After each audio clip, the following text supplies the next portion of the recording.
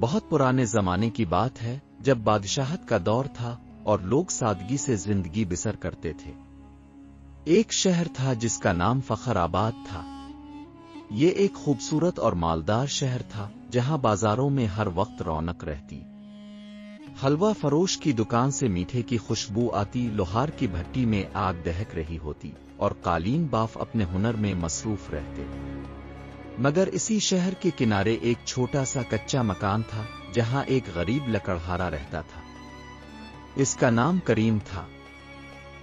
کریم روزانہ صبح سویرے کلہاڑی کندھے پر رکھتا اور قریبی جنگل کی طرف نکل جاتا۔ وہاں درختوں سے سوکھی لکڑیاں کاٹتا، انہیں اپنی پیٹھ پر لاد کر شہر کے بازار میں بیچتا اور جو کچھ کماتا اس سے بمشکل 2 وقت کی روٹی کا بندوبست کر پاتا۔ کریم اگرچہ غریب تھا مگر دل کا بہت نرم تھا۔ وہ ہمیشہ دوسروں کی مدد کرنے کے لیے تیار رہتا۔ اگر کوئی فقیر اسے بازار میں ملتا تو وہ اپنی معمولی کمائی میں سے کچھ دے دیتا۔ کبھی کسی بوڑھے کے لیے پانی کا گھڑا بھر دیتا تو کبھی کسی بچے کے آنسو پونچھ دیتا۔ شہر کے لوگ اس کی نیکی اور ایمانداری سے واقف تھے مگر کوئی بھی اس کی غربت کم نہیں کر سکتا تھا۔ ایک دن کریم حسب معمول لکڑیاں کاٹ رہا تھا کہ اسے جھاڑیوں میں کسی کے کراہنے کی آواز آئی۔ اس نے قریب جا کر دیکھا تو ایک بوڑھا شخص زخمی حالت میں پڑا تھا۔ اس کے کپڑے پھٹے ہوئے تھے اور چہرے پر گرد جمی ہوئی تھی۔ کریم نے جلدی سے اپنی پانی کی چھاگل نکالی اور اسے پانی پلایا۔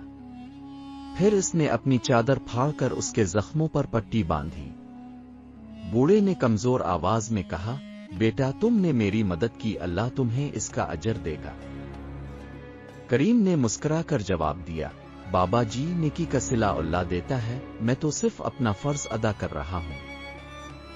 کریم نے بوڑھے کو سہارا دے کر اپنے گھر تک پہنچایا اور کئی دن تک اس کی دیکھ بھال کی۔ کچھ دنوں بعد وہ بوڑھا تندرست ہو گیا اور کریم سے رخصت ہوتے ہوئے بولا، بیٹا وقت آئے گا جب تمہیں اس نیکی کا بہترین صلہ ملے گا۔ فخر آباد کا بادشاہ ایک عظیم حکمران تھا مگر کئی دنوں سے شدید پریشان تھا۔ اس کا واحد بیٹا شہزادہ کامران ایک عجیب بیماری میں مبتلا ہو گیا تھا۔ حکیموں، جادوگروں اور عالموں نے ہر طرح کا علاج کر کے دیکھ لیا مگر کوئی فائدہ نہ ہوا۔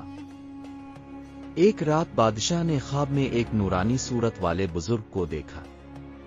انہوں نے کہا، تمہارے بیٹے کا علاج ایک ایسے نیک آدمی کے ہاتھ میں ہے جس نے بغیر کسی لالچ کے ایک مجبور کی مدد کی ہو۔ بادشاہ نے فوراً اپنے سپاہیوں کو حکم دیا کہ وہ فخر آباد میں ایسے نیک دل شخص کو تلاش کرے جس نے حال ہی میں کسی بے بس کی مدد کی ہو۔ سپاہی گلی گلی گھومنے لگے۔ آخرکار ایک فقیر نے سپاہیوں کو بتایا کہ جنگل کے کنارے ایک غریب لکڑہارا رہتا ہے جو ہمیشہ دوسروں کی مدد کرتا ہے۔